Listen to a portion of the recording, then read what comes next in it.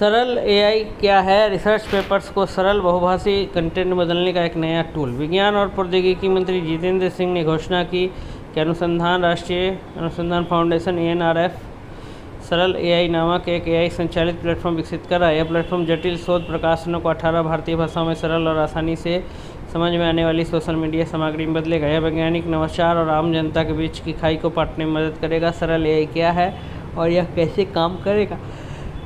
सरल एआई को वैज्ञानिक रिसर्च को आसान बनाने और उसे ऐसे फॉर्मेट में पेश करने के लिए डिज़ाइन किया गया है जिन्हें आम यूजर्स आसानी से समझ सकें। सरल एआई की मुख्य विशेषताएं: यह रिसर्च पेपर्स और पेटेंट्स को छोटे वीडियो, पॉडकास्ट और पोस्टर्स में बदल देता है। यह ज़्यादा लोगों तक पहुंचने के लिए सोशल मीडिया के अनुकूल कंटेंट भी बनाता है। यह 18 भारतीय भाषाओं को सपोर्ट करता है, जिससे इसकी पहुँच और भी बढ़ जाती है।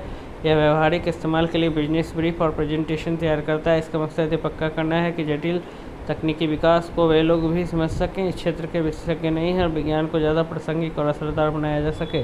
भारत के लिए इस पहल का महत्व: भारत में अनुसंधान का इकोसिस्टम तेज़ी से बढ़ रहा है, लेकिन कुछ ज्ञान अभी भी केवल अकादमिक दायरे तक ही सीमित है। सरल एआई इस कमी को इन तरीकों से दूर करता है।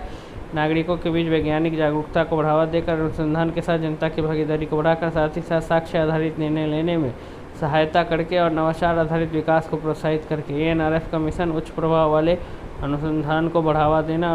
राष्ट्रीय अनुसंधान फाउंडेशन ANRF भारत के अनुसंधान परिदृश्य को बदलने में केंद्रीय भूमिका निभा रहा है। नई दिल्ली में आयोजित समीक्षा बैठक के दौरान इन मुद्दों पर विशेष ध्यान दिया गया। मिशन मोड अनुसंधान कार्यक्रम, साथ ही अनुसंधान को वास्तविक दुनिया के अनुप्रयोगों में तेजी से बदलना और शिक्षा जगत, उद्योग तथा सरकार के बीच सहयोग को मजबूत करना। अनुसंधान इकोसिस्टम और पहुंच को बढ़ावा देना। भारत में अनुसंधान करने की प्रक्रिया को आसान बनाने के लिए ANRF ने कई सुधार लागू किए, जैसे 250 संस्थानों में नोडल अधिकारियों की नियुक्ति, प्रशासनिक प्रक्रियाओं का सरलीकरण और रियल टाइम अपडेट्स के लिए व्हाट्सएप और एडवर्टाइज चैनलों की शुरुआत। इसके अलावा उसने PM ECRG lightning talk series भी शुरू की है, जिसके जरिए शोधकर्ता अपने काम को संक्षेप में प्रस्तुत कर सकते हैं।